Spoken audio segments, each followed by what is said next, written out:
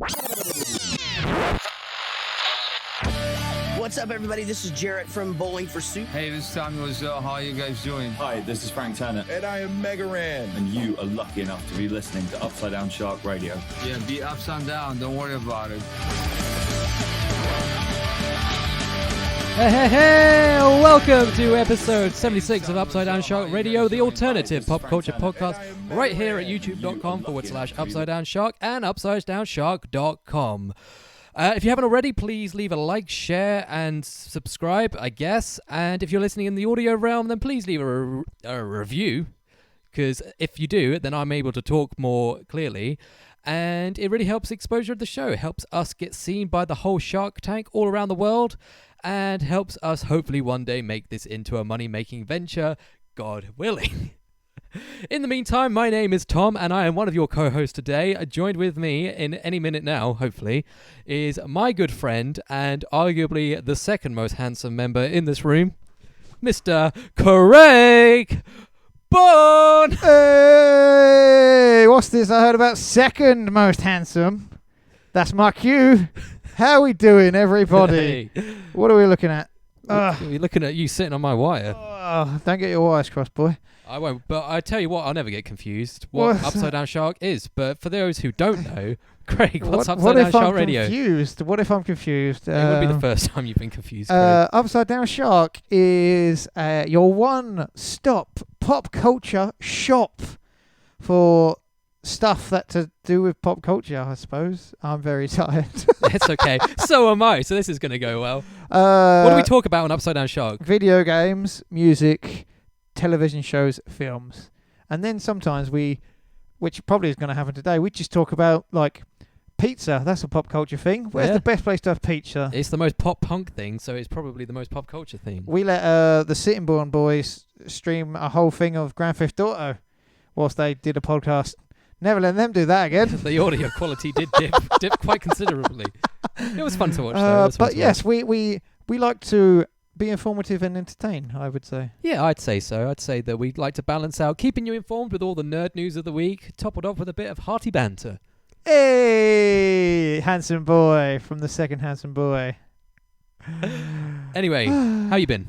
How have I been? Except tired. It's been a fun week for me, Tom. I will say that. We're just coming off the heels of E3. Is this? Yeah. So E3 was a good wild ride. I enjoyed it. I watched Giant Bomb's E3 coverage. For those of you who don't know, every night they get loads of guests from the industry round. So like Phil Spencer, head of Xbox, to people like Samoa Joe in past, but this year they had Xavier Woods and Kenny Omega. But he's in AEW and Xavier Woods in WWE. Well, what's the deal with that? You'll just have to watch and see how it all unfolds. Speaking of that, as a tangent, did you hear that Vince Russo tweeted that he's absolutely convinced that AEW is a WWE storyline and that we're all being worked?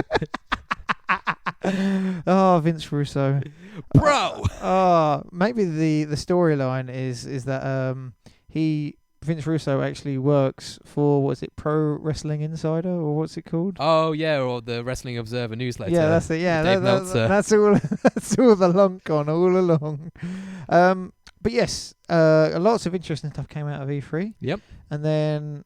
So video games this week. Video games. Talk about video games. We could talk about a lot about video games. That's kind of been the way that the show's been going. It's fair to say that Upside Down Shark covers a broad spectrum of topics. Some may say if you're going to launch a podcast, you should fit into your niche and talk about that. We didn't do that at all. No. But I feel like we have an affinity with video games, probably more so than any other medium of entertainment. Yeah, they're the most interactive, aren't they? All the content that I will watch on YouTube, broadly speaking, covers video games. Yeah. Either directly or in passing. So I think we've done a bit of an effort in the past few weeks to really sort of nail down on video games. So if you aren't here for video games, I'm really sorry. Maybe there's another podcast that you will enjoy, but we will still talk about things. We'll interview bands and other creative people and even review stuff on UpsideDownShark.com, just like our boy Craig did at a recent gig for a band called Tesla. Sorry, I thought we were going to talk about the Beast Decoys, but... Oh, no, that's on the Facebook page. You should check out Craig on stage. Did you really? I shared it. I got really drunk and saw a Beastie Boys tribute act, and they got everyone on stage. It was really good. I really wish we could have a button just to go to that live footage right now. But if we had a producer, there we go. Hopefully soon. maybe. But in the meantime, you were lucky enough to be invited to watch Tesla Yeah, at the Shepherd's Bush Empire. yeah. My review should be going up tonight, shortly after this. No Sleep for the Wicked.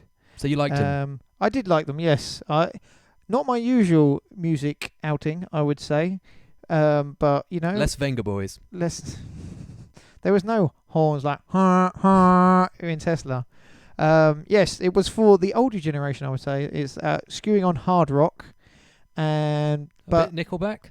I wouldn't go as far as Nickelback. Okay. The way I would describe the frontman of Tesla would be Jeff Keith, of course, the finest rock star name in the land. I was convinced it was Keith Jeff. He's Either got or. 2 first names. I That's know. really good. That's so cool. That's a sign of a true He man. goes in to like a free sample. Hello, I'm Jeff. Then he just puts on a mustache and says, "Hello, I'm Keith," and he's And- still not lying. Yeah, he's still telling the truth. Yeah. His singing style is a mix between Dio and Craig and Co's finest, Steven Tyler. It's That's a very inside niche joke. and yeah, he's a good singer, and he had the most luxurious hair, I do say. And yeah, I had a good time. That's and that's what you look for in a front man. yeah, so people have coined the term dad rock, and I suppose you could say it is like that. But I had a nice time. You go outside your boundaries. I tell you what, there's never been a better genre to see on Father's Day than dad rock. I didn't even make that. There you go. There There you you go. There probably were many a dads in the audience. I'm sure many Father's Day present was spent at that. That's true. show. That's true. And they had just come off their second stage at Download Festival. They wow. played the night before. That's quite a busy weekend for them then. Yeah. So it was a good show. Really big show. Really big show. So we look forward to reading that imminently, essentially. By the time this goes up on RSS feeds, it should be live. Can you add imminently, essentially, to the band's name list, please? Imminently, essentially. Of course I can. And yeah, so we will still be covering bands, movies, music. I think the music news, whilst it's interesting, I think it is. I don't want to say gossip based, but some people don't care about like the lead singer of Blink-182 caring about aliens and stuff like that. I so, definitely care about that, and I think we could do a whole new podcast around that. okay. No, What, I think just him or? Yeah, exactly. I think that music is a topic so broad that it could very well fill up an hour, if not more. That's true. So maybe we can do a music dedicated show. But for now, we will be covering music largely as part of interviews on our YouTube channel. I like that save. That's a good save. And in the meantime, we'll be talking about video games. So quickly back to E3. Craig, what was your personal highlight from E3 2019? I mean, what other highlight is there than Keanu Reeves coming out? We got a city to burn. That was so. Just everyone's reaction to that was just. It was just weird. Like, he's such a nice guy from what I've heard, and he came out and did this, and he was taken aback by the reaction he got, and He is beloved. he is beloved. I didn't realise how beloved he was until this thing happened. Well, he is the only actor I can think of that just goes across all socio-political divides, whether you're right-wing, left-wing, whatever. Everyone seems to love Keanu Reeves. Yes, And with good reason. As you say, he seems like a lovely guy. I know that during the Matrix filming, he gave away most of his salary to the stunt crew and the special effects teams because he said that they're the ones that made the film great. Yeah, And that's just such a cool move. And this has kind of been the year of Keanu. Obviously, he's had John Wick 3 earlier this yeah, year. It's a good film. He's in Toy Story 4. Yeah, And he's now going to be in Cyberpunk 2077. and also he's in Bill and Ted's next film coming out next year. That's Filming now. So that's coming out next year along with Cyberpunk. Yeah. But yeah, he came out on stage after his little cameo at the end of the press conference. Did you watch it live? I did watch the Xbox. I had plans to watch the Xbox conference live with a few friends. Less said about that, the better, innit? Yeah. So as I mentioned before, I watched Giant Bomb's coverage, and it was the press conference. There's not really like who won E3 and all that stuff now. Like Breath of the Wild 2. I still watched all the press conferences, and I like Xbox One. Xboxes One. We didn't do start of the show plugs. Should we just forget about that now? I did that. Did you? Yeah, I did that. Okay. Well, I wasn't listening. I do Okay, apologise. brilliant. Sorry, what? Twitter. Twitter. Why am I doing the gun sign? We're not in America. Twitter. So E3. So Keanu's great. You say you don't know who won E3. I would say personally, Xbox have got a fair case to say that they won it because obviously they had that. They had Gears. They had Gears looks good. Halo Infinite, which also looked That pretty good. looked like a cutscene. But I know, but it's going back to the core storyline of It Chief. was a good press conference. The Double Fine acquisition. That's the word. Was a real surprise because I do like quite a few of them games. Yep, Tim Schafer Yeah, he's a good guy. makes some great games. And did you see his justification as to why he sold to Microsoft? Was it something like money? Yeah, he was just he's just like, why did you decide to be bought out by Microsoft? He said, they gave me a lot of money. I'm like, tell you what, that's the kind of candid honesty that I can really appreciate. None of this nonsense. Yeah, I really like their vision or whatever. If that was a football manager, they gave us enough assets to help achieve the potential artistic integrity that we wanted. Tim Schafer's just like, they gave me a lot of money. I mean, they had to fair play. a dump truck full of the cash into my garden. Which hopefully means I am hoping for Brutal Legend 2, but just the first half an hour of Brutal Legend before it becomes an RTS. How did you sleep at night? On top of well, go on, you can do it. On top of a pile of money with many beautiful women. How do you sleep? I guess I was just expecting a bit more next console. Yeah, you were missing out on the News. hardware. Yeah. It will come. I mean, I'm going to probably end up siding with Xbox again, but just that's more habitual than any other reason. I think I'm just going to start saving up for both, knowing now that... All right. First world problems. Is that a first? What? Now I'm going to start saving up for both. That doesn't mean I'm rich or anything. I'm ribbing you. But yes, now we know in the next year we will have announcements on both, and next year they will both be released. Yep. What a world. 2020 is going to be a busy year. Ubisoft, the dog. Bam, bam. Watch My Dogs. voice broke. No, did you not see the dog? I didn't watch that one. Oh my god, it was like the second memed thing. I have not seen this. In Ubisoft, you know the guy who plays the Punisher or Shane in The Walking Dead? John Berthel. That's the one. He's the main character in the next division. Ghost Recon. Ghost Recon. And he has a pit bull. And he is fed up with the way that pit bulls get represented in the media. So he came out to do his speech, and he brought his dog with him. Oh, okay, that's nice. Dog, no lead or anything. He just said, sit, lay down. Dog just laid there the whole time he was giving his spiel about that's real cute. killing terrorists and stuff like that. And yeah, it was really good. That's really nice. So that was also a good moment. But speaking of dogs and Ubisoft, Watch Dogs 3 looks really scary. I mean, because it's all about post-Brexit Britain. But Ubisoft, they don't mention politics, right? They are a non-political games company. They do toe the line with that and Far Cry 5. I mean, like, it's so that to every press they ask about politics in their games, and it's like, we don't talk about politics. And this game takes place in a post-Brexit Britain.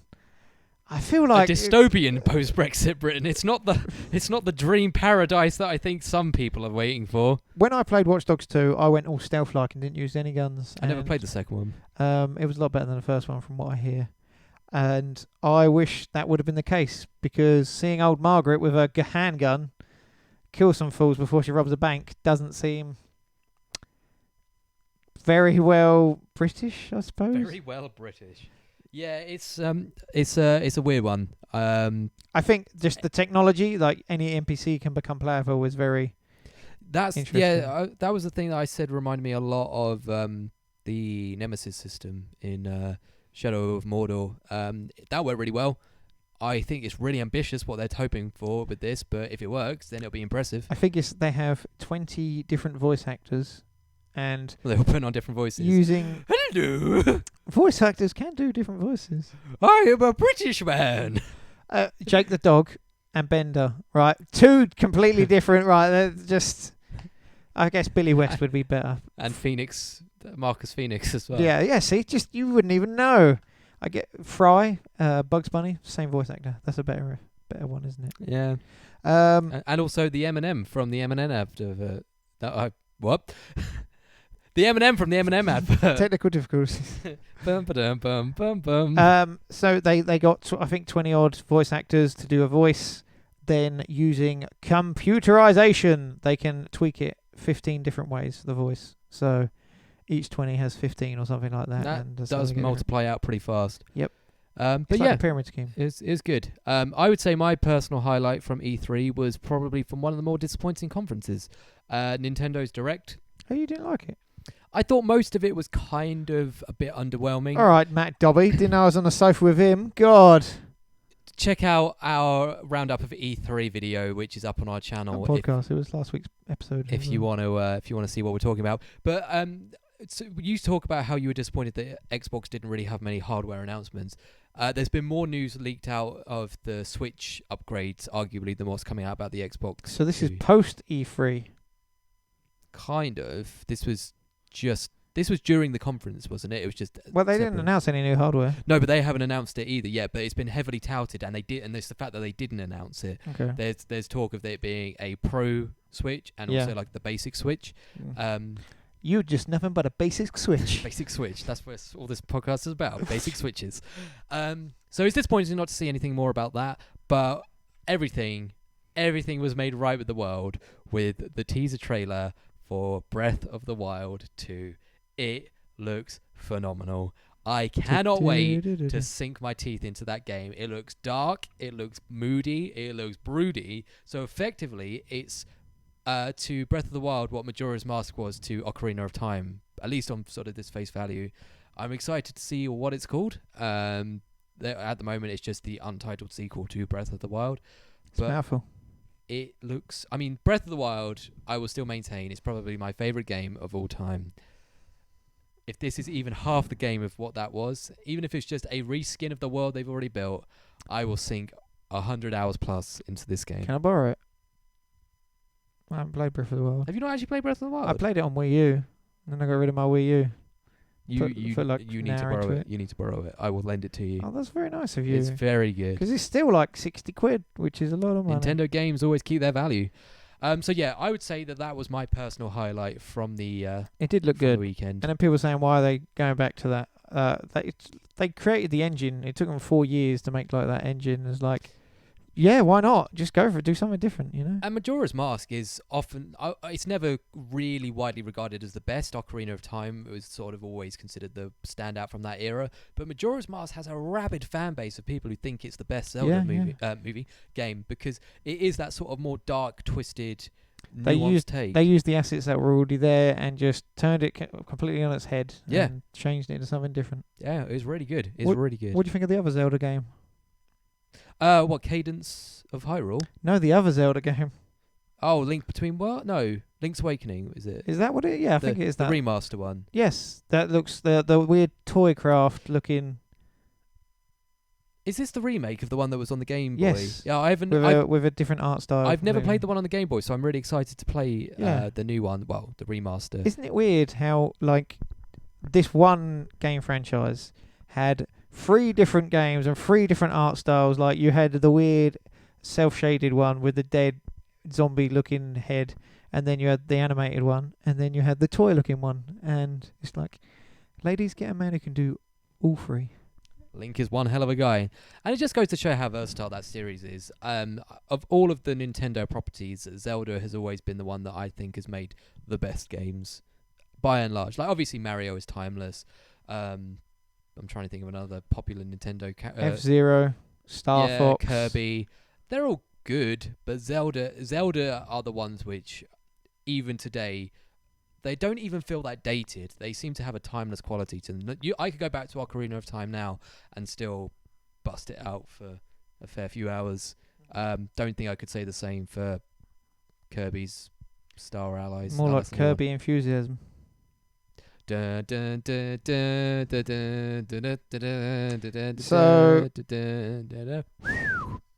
their reaction videos on the internet, you know, people jumping over sofas and be like, "Oh my god!" Like, they're into it. You know, do what you do. But when I get excited about something, I'm not like that sort of thing. I'm like, Show me you excited. okay, tell me something that would get me excited. Sonic the Hedgehog movie is being No, sorry, I'll start that Okay, again. right. Sonic the Hedgehog movie Right. is now officially part of the MCU. I have so many questions, but yeah, that would be something unexpected. And will be directed by the Russo brothers. Oh well, sign me up. Are they going to get the Bluths involved somehow as well? Yes. Sonic blew himself. It's more like I'm not pessimistic, but it's like the announcement's good, but I'll wait and see how it gets. One of the announcements that has been making the rounds on the internet is when Donkey Kong was in the E3 press conference, and there was a tiny puzzle piece hopping along the floor, and it caused everyone to go, "Wah!" The announcement I'm talking about is Banjo-Kazooie in Super Smash Bros. Disappointing. Why are you disappointed? It is I wanted a whole Banjo-Kazooie new game. Banjo-Kazooie new game. Because I know the rights are kind of tied up, because isn't Rare now Owned by Microsoft, who are making Sea of Thieves still. Steve of Thieves. Well, so them in a game is good.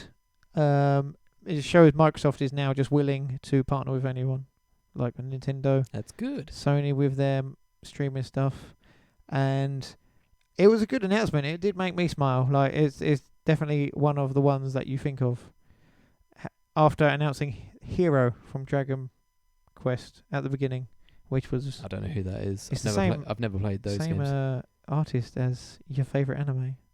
Dragon Ball. Super Broly. It's not Super Broly, is it? Super Broly. Otherwise you get wet. So yes, I did. That was a good announcement, I thought. Anyway, however, you okay there? Yeah, just let's check in the chat. Neale is in the chat. Hi, Neale. Hi Neil, how are you today? I'm going to put the chat up on my PC, so feel free to stall, Tom. There you go. So yeah, There you so Nintendo was was a okay. mixed bag, but I think largely had the highest peaks, if sometimes the lowest plateaus. Oh, very good. But out that weekend, we didn't just get announcements of games to come. We got the release of a brand new Zelda game. And that makes you happy. It makes me very happy, and I've given it a go. I'm speaking, of course, of Cadence of Hyrule. Have you played it? I have not. I've been a poor boy, not Nobody loved you. illness, from a poor family, spending my. Anyway, yeah, I have not got the additional funds right now to buy any Zelda games. Apparently, so. And if you want to pay for Craig to play some Zelda games, our Patreon. I'm joking. We don't have a Patreon yet. No, yeah. No, it'd more be like, hey, if you're watching, give me a code. That'd be easier.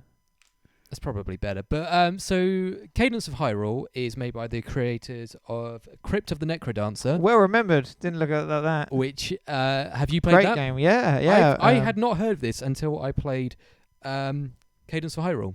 It's a dungeon-based rhythm game. So there's like a beat. So you go dun dun dun, and then you have to move on every beat. So like you go up, up, left, left. To attack, you just walk into an enemy. So you just and the more on beat you are, the higher points you get and stuff like that. It's a really interesting way of playing. It's not something I've really come across before in this sort of game. Some Zelda people will be put off straight away by it. Yeah, because this one, in the first few levels, you play as Cadence, who's the main character in Crypt of the Necrodancer. Yeah. And you are, through teleportation and magic... Is that really what it... That's so stupid. I like it. Get teleported to Hyrule.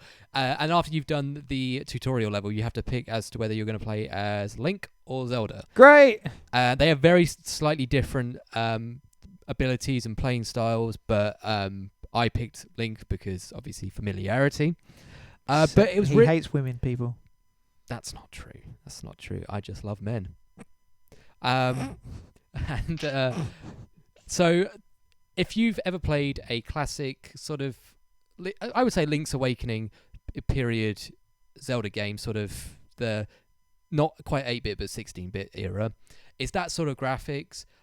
Looks like a Zelda game. Plays like Crypt of the Necromancer. Dancer. Looks like a Zelda game. Plays like a Zelda game. But it's a breakfast cereal.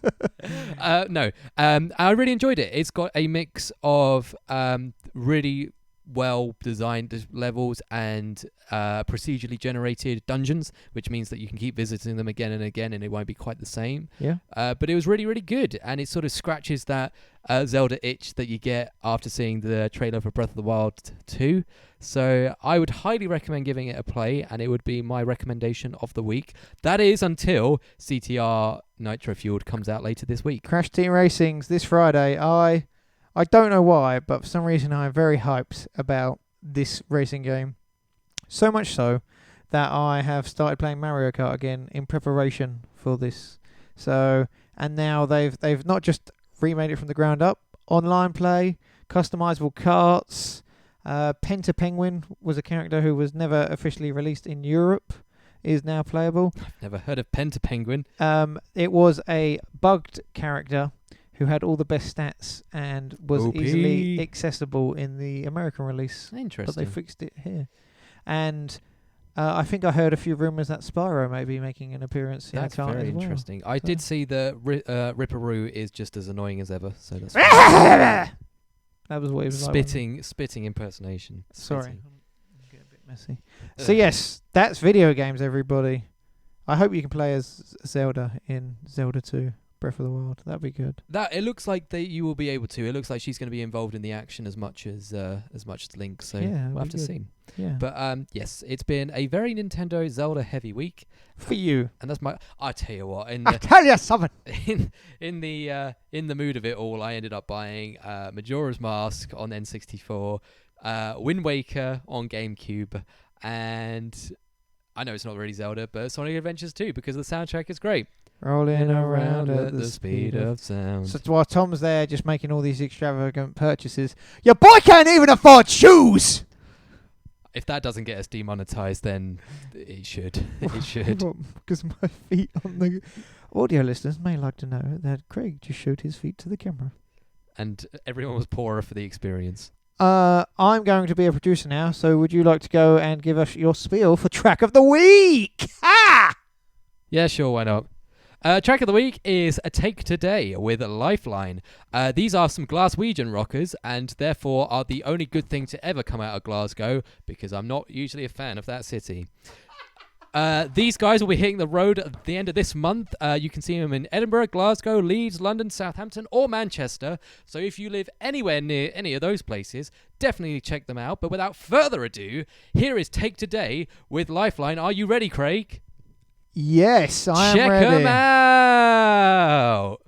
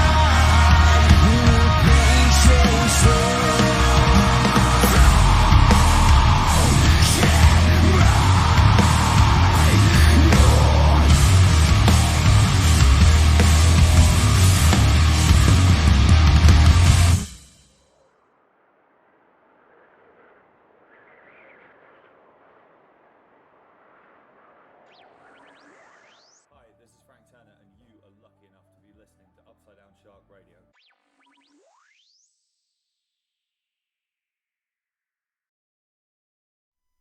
And that was Take Today with Lifeline. We have put their social links in the description below, so go and show them some UDS love. And if you're in the town during their tour, make sure to check them out live.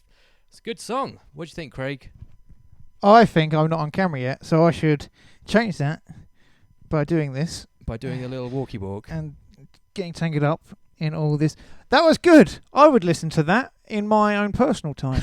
Not for work, but for pleasure. Yeah, I like that. Yeah, I would check them out again. Thank you, Lanity Lou. That was indeed a tune. Not one of the sweets, but like good tune. What do people still do that? What tune? Yeah. For some reason, I have this vision of you wearing that same shirt in a nightclub on holiday. Tune. Lifeline. Oi.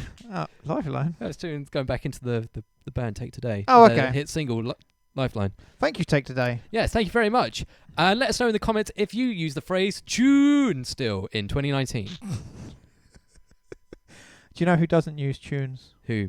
Apple. They're getting rid of iTunes. I know, I saw that. Boom. Well, not really. They're just like splitting it out into music. I hope video. they rebuild it from the ground up, because that iTunes is bad software. Yeah, it's kind of been stuck in like 2010 for And the then past 9 years. Yeah, and then put streaming into it as well, and no one really enjoyed it. But tell you what other people didn't enjoy. X-Men Dark Phoenix. Let me jump onto my segue. X-Men Dark Phoenix is not good, Craig. It's really it not not? good. Have you not seen it? I've seen it, yeah. What I did you wouldn't say think? it's not good. I just say it's not really. It's boring. It's so boring. It's not offensive. It's just very middle of the road. Well, that's the thing, because obviously Dark Phoenix is the culmination of nearly 20 years of X-Men movies. It's the longest running superhero movie franchise ever. It's not been quite as tight as MCU in terms of its canon and its lore, but it has effectively been going on for 20 years. This is the last one before it inevitably gets swallowed up into the MCU itself. Well, there is that other X-Men New film. Mutants. Yes, exactly. Yeah, but that's not going to follow the same cast as the Xavier. No, that's Magneto. just going to be a nice one-off film Yeah. in the X-Men universe. And hopefully it won't suffer from all the studio delays that it's has suffered from already. But yeah, Dark Phoenix has come and effectively finished the X-Men cinematic universe, and it's just boring. It's just really boring. So my takeaway from this is just Dark Phoenix is a beloved comic book storyline for everyone, and sometimes books don't translate into film very well. I think this storyline is one of those times where it just doesn't happen, you know? Well, the thing that it's always been compared to is Last Stand, because they both try and tackle broadly the same storyline, but in very different ways. Dark Phoenix, The difference I would make is that Dark Phoenix 2019's version is boring. As you say, I don't think it does anything offensively wrong, but I wouldn't say it's a good film. I wouldn't say it's an entertaining film. Last Stand is objectively a terrible movie, but it's not boring. It tries to do a lot of things. Stuff happens. Lots of things happen that are either weird, dumb, or infuriating. But you know what? You gotta knock down that wall one day. Break the walls down. I'll break down the wall of this perception. I think Last Stand is better. Let's not go too far, Tom. I think it at least tries to do new things, and it doesn't bring in all these obscure niche characters, which I assumed were brand new creations for this movie. It took me ages to realise that these are actually deep lore characters. Could I tell you the one thing I liked about it? Go on. So, have you ever played BioShock? The first one, yes. Yes. Well, basically, when you that's not a good analogy then if you haven't played it. The ending of this film shows Professor X and Magneto playing chess, just like they did in the original third film. Mm-hmm. You know, The Last Stand. Yes. Where they play chess, and I like the thought of no matter what happens throughout every timeline, no matter what gets redone or what gets rebooted, they just always end up playing chess against one another in the end. I think that is, even if Disney picked that up, if they get the X-Men, I would like that to be how they finish. That little nod went a long way for me. I tell you what, I think that Last Stand did that exact thing better though, because as you say, it's their chess playing has always been kind of analogous of their battle and their fight. Relationship. They're always trying to one up each other in this game of wit. But in the end of Last Stand, obviously, spoiler alert for a film that came out 13 years ago, Professor Xavier essentially dies, and at the end of the film is Magneto, who's been The mutant gene has been... He's had his power stripped away from him, playing chess, and he's just playing by himself. There's no one else on the other side, and that was sort of them sort of representing the... Yeah. Obviously, he has lost the one thing that sort of gave his life meaning. Yeah. And then when he sort of flicks over the piece, then obviously that's a good cliffhanger-esque moment to leave it on. And I thought that, in hindsight, worked pretty well. Yeah, but they couldn't do a cliffhanger here because everyone knew what was going on by the end of it, you know. Yeah, and then they have to age him up about 30 years, both of them up 30 years in the space of what is a 7-year time gap. So, you know, time works weird. You know, who cares about that? So here's a few things I took away from Interesting. this film, which I didn't like, I didn't dislike. It was just a film, in my opinion. Stuff just happens. Nothing really of note happens, does it really? For some reason, Magneto's on an island by himself now. You know, I think that was meant to be Genosha. Was it really? Yeah, I think it was meant to be Genosha. It just looked like it looked like the X-Men could be like on mainland America, and then he's just a ferry ride away for some reason. The amount of people that just kept going on to this one island. Guys. Shut up! This is for my mutants. You're not even allowed here. X-Men is about being different and acceptance into cultures and stuff like that. Mm-hmm. Aliens come down from the sky. Oh, they're just mean old aliens. We're not going to try and resonate with them. They're just bad guys. Let's just try and kill them. It's weird. And it's the aliens as well. Once their cover's blown, why do they still look human as well? That was another thing. That's something that Captain Marvel did well. What, the aliens? Yeah, the aliens, as soon as the cover's blown, they're just like, all right, I'm green now. Yeah, this is what you get. I'm green and Australian. Yeah, and I'm a good guy. It's just, I don't think no one really cares about an overpowered Jean Grey. That's it. Especially when it's Sophie Turner, who's not a good actor. So I go back and forth on this. She's okay. I don't think she could convey the emotion that was needed in this film. But then I don't think that could necessarily be her fault in this film either, if you get what I'm saying. Yeah, she just didn't have a lot to work with. And as you say, the villains, were pretty cookie cutter. And it's one of those problems that with Apocalypse, which, again, I don't think is a very, very good film at all, and it's a struggle to sit through it all. How do you top Apocalypse? Apocalypse is a Thanos-level, universe-ending villain. At least he was in the comic books. And so then to go to... From there, it kind of the only way out is down. So, and they had to retcon Jean Grey getting the Dark Phoenix power in this one a bit. So it's just a bit of a mess. Well, it's more just like no one really cares about what's happening, and then all of a sudden this big action scene happens at the end. My favourite thing about this entire film, and spoiler alert for what I'm about to say, is when Mystique dies. Because you can tell... Wow, that was a big spoiler, just like that. I warned you, Jennifer Lawrence looked so done being in that film this whole time. You can tell she was regretting signing that 8-year contract You reckon? when she did First Class back in the day. So it's weird as well, because if you go through the years of her and in the Mystique, just every film is... considerable less and less. She's like, I don't want to do the blue makeup. I don't even think she had the contact lenses in for some of this. Like, it was just Mystique gets more and more prettier every time. She just really didn't want to do it. Yeah, and then I was sitting there the whole time thinking, Nicholas Hoult, you would have been a great Batman. You would have been a good Batman.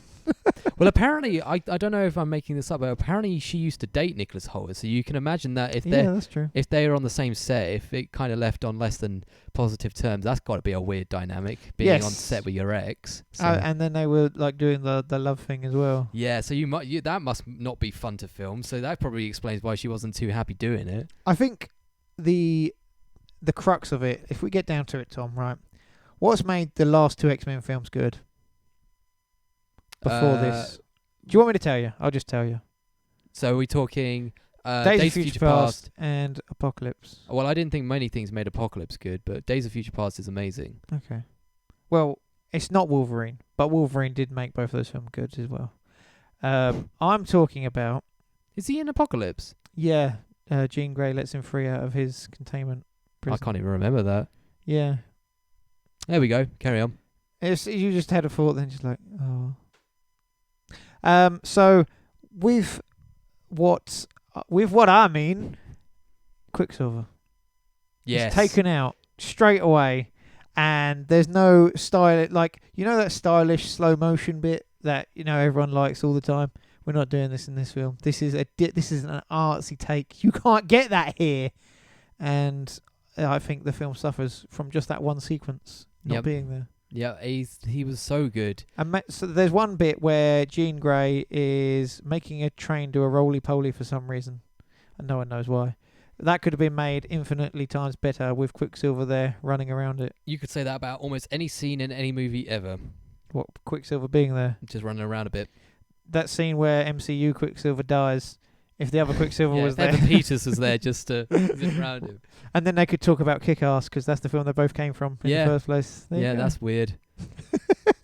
It's weird. You'd think Aaron Taylor-Johnson would have become the bigger actor, but Evan Peters kind of beat him to it. That's fun. And then when they reboot MCU eventually in the future, the third guy from Kick-Ass will take over. Clark Duke. That's such a good name. I think that's what he's Such called. A good name.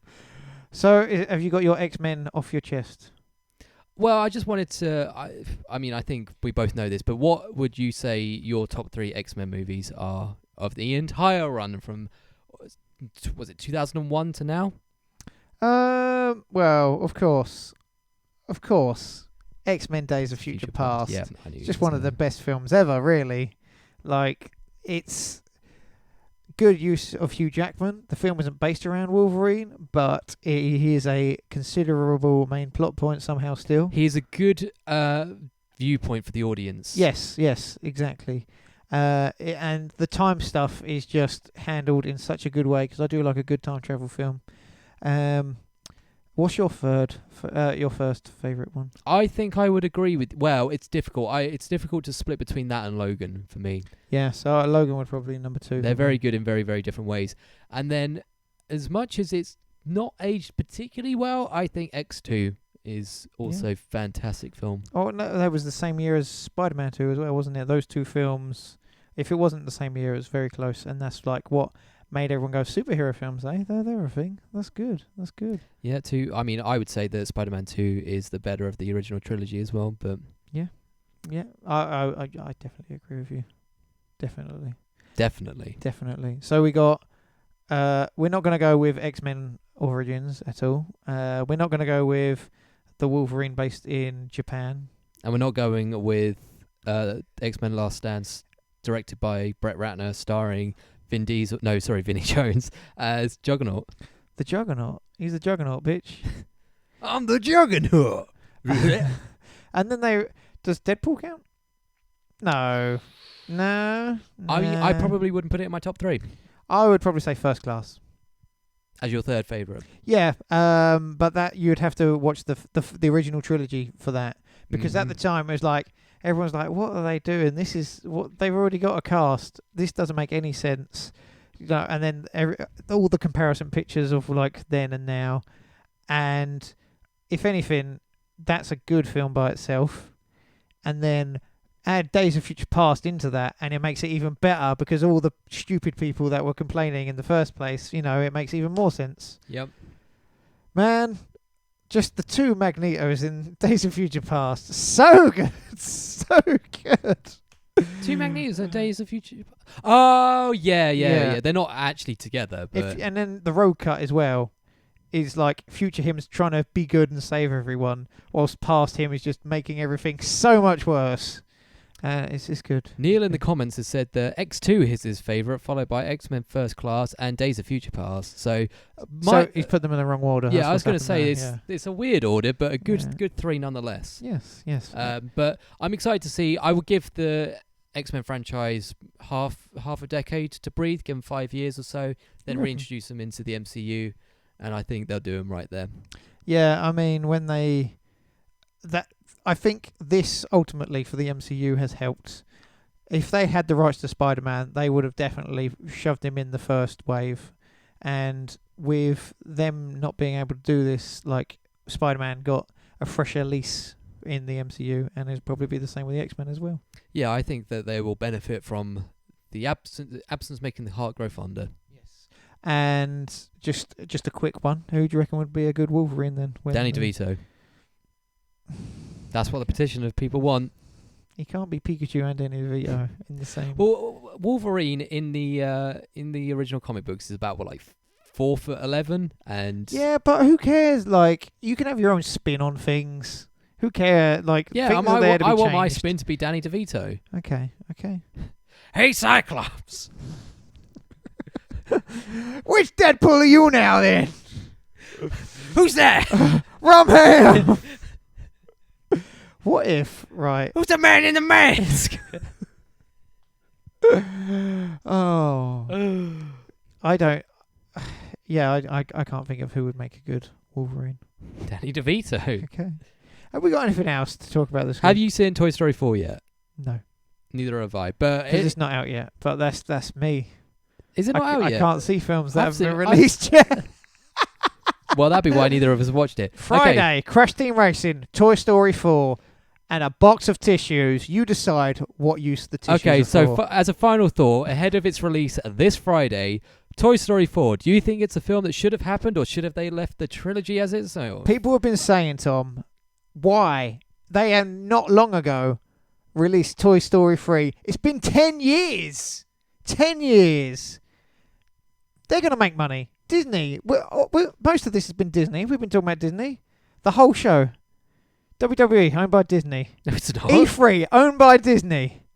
No, it's- X-Men, Disney. They're going to make another film, aren't they? If it's any consolation, I like Toy Story. Apparently, they've still got more stories to tell. This one's rated higher than number 3. So I didn't like number 3. Well, it made you a sad boy. Yeah. Was that a yeah or a nah? I Yeah. find the Toy Story movies too stressful. Yes, I was a teary-eyed boy at number 3. But, sequels, people make them, people buy them. If you don't like them, don't watch them. That's my takeaway on this. That's my 2 cents. And on that hard-hitting opinion, I this want- has been I want- episode... yeah, what's your opinion on Toy Story 4? I think You going to if- watch it? Yeah, probably. Going to watch your boy Keanu? Yeah, I mean, as you say, if they got some good stories to tell, then why not? Upside Down Shark, your place for ambivalous objectives? Ambivalous objectives. Add it to the list. And this has been episode 76 of Upside Down Shark Radio. Thank you very much for watching live. If you've been in the chat, hey guys. And Hey if you, guys. And if you haven't and you're watching on demand, thank you again. And I please hope Please hope. you subscribe, like, share, all the cool things that help us out. And I didn't say constellations. and turn this little project into a slightly bigger project. We'll be back next week with even more great news coming in your ear holes. But without further ado, I am Tom. I am producer Craig. And this has been Upside Down Shark Radio. Thank you very much. Bye! I think this is playing. I can't tell. Keep clapping. I'm going to get there. No, I'm playing the wrong thing. Am I? No, I'm playing the intro. That'll do.